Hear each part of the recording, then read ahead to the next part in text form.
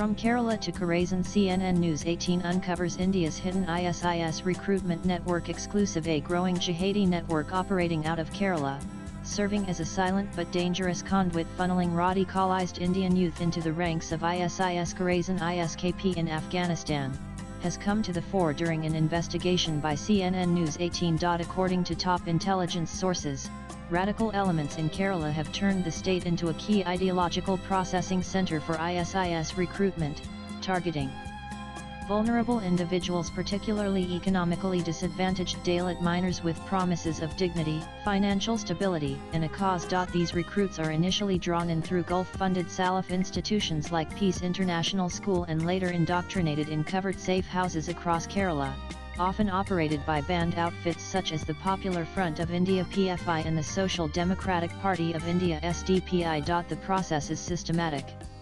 Once isolated, recruits are subjected to an intense ideological reprogramming process that lasts between 3 to 6 months. Salaf Wahhabi texts are used to frame the Hindu caste system as oppressive, and jihad is promoted as a form of liberation. Recruits are stripped of cultural identity, renamed, and trained in encrypted communication, crypto transactions via Monero, and basic weapons handling. Most recruits travel from Kochi or Trivandrum airports using forged documents, often via Dubai or Istanbul, before reaching ISIS-controlled territories in Nangarhar or Kunar provinces in Afghanistan.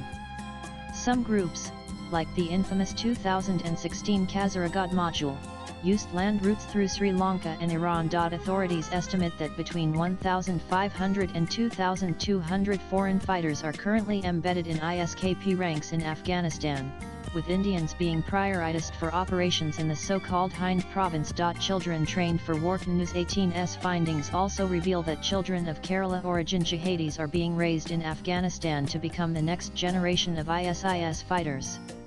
One such case is that of Nimisa Fatima, a Hindu woman from Palakkad who converted to Islam, adopted the name Fatima Isa, and traveled to Afghanistan with her husband.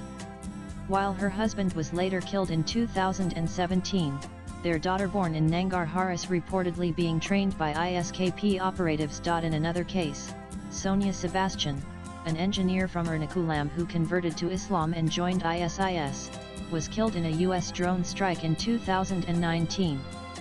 She was indoctrinated in a PF-linked safe house in Alyava before fleeing to Afghanistan. Gulf Kerala nexus fuels radicalization with over 2 million Keralites living in Gulf countries.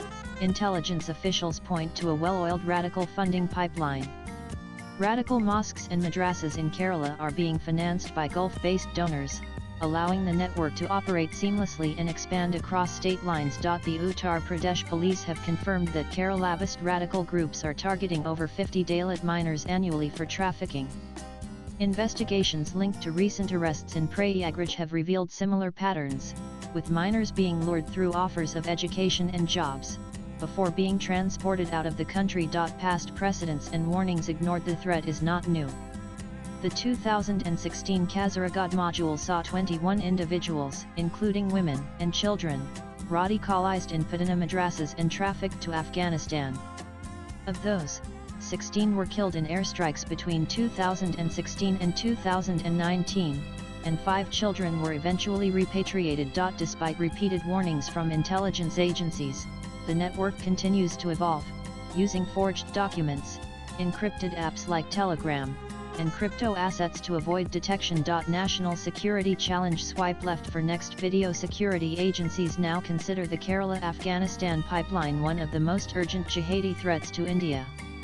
Sources say ISKP views Indian recruits as particularly valuable for propaganda and operations in South Asia, especially as regional instability grows. With the resurgence of ISKP activity in Afghanistan and new waves of radicalization emerging from within India, officials warn that unless the domestic nodes of this transnational terror pipeline are dismantled, more Indian lives could be lost in a war far from home but with roots disturbingly close. Latest blogs.